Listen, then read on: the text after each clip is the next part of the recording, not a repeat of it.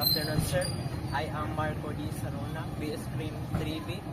So now I am discussing the parts and functions of four wheels vehicle. So the first part that I want to discuss is the battery. The battery in a vehicle provides electrical power to start the engine and supplies energy to all electrical components when the engine is off.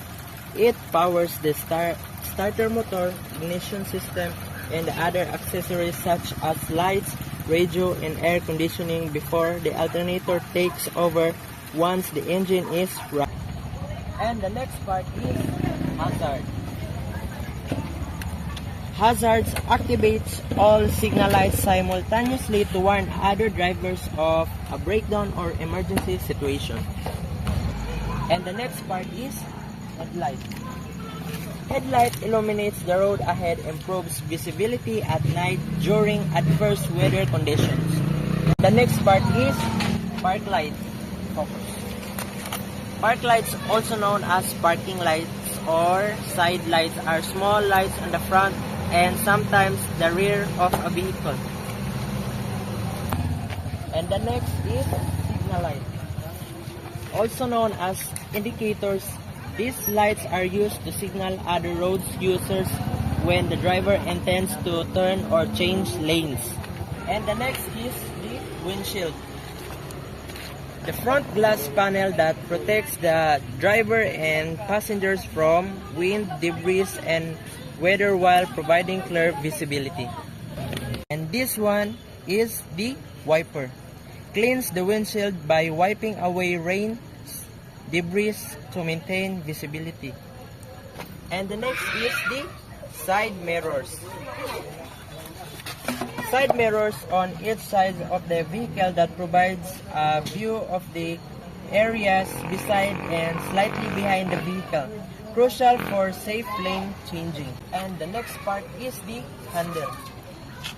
Handle used to open and close vehicle doors like this. And the next part is the brake light.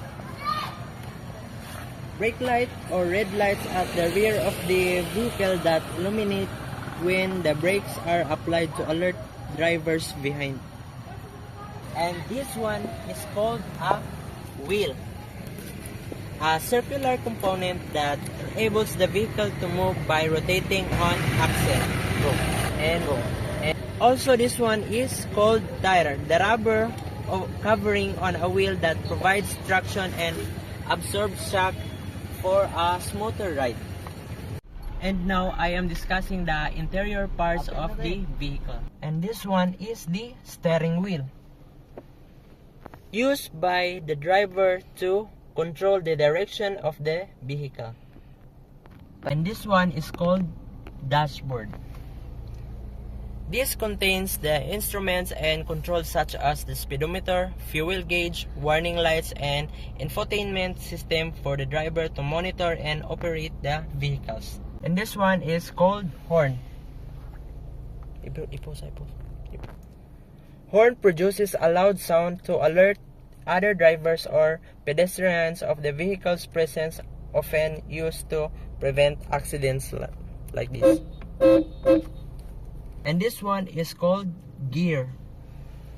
Controls the speed and power of the vehicle by engaging different transmission settings like etc. or others. And this one is the ignition switch. Starts the vehicle's engine when the key is turned or a button is pressed. And this one is the brakes, are one of the most critical safety components of a vehicle, designed to slow down or stop the vehicle by creating friction. And this one is the clutch. It's a crucial component in the vehicles with a manual transmission. It connects and disconnects the engine from the wheels, allowing the driver to change gears smoothly. And this one is the accelerator, also known as the gas pedal or throttle. It's a pedal located on the right side of the driver's footwheel. It controls the amount of fuel and air mixture delivered to the engine thereby regulating the vehicle speed. This one is the rear view mirror. It's an essential safety feature that significantly enhances the driver's situational awareness and helps in making safer driving decisions. And this one is the hazard switch. Hazard switch is also known as the emergency flasher switch. Is a control in the vehicle activates the hazard lights. When pressed, it turns on and all turn signal lights indicators to blink simultaneously regardless of the vehicle direction. Off. And this one is window switch. It's a control button located on the vehicle door panel or center console that allows the driver or passengers to raise or lower the windows electronically like this.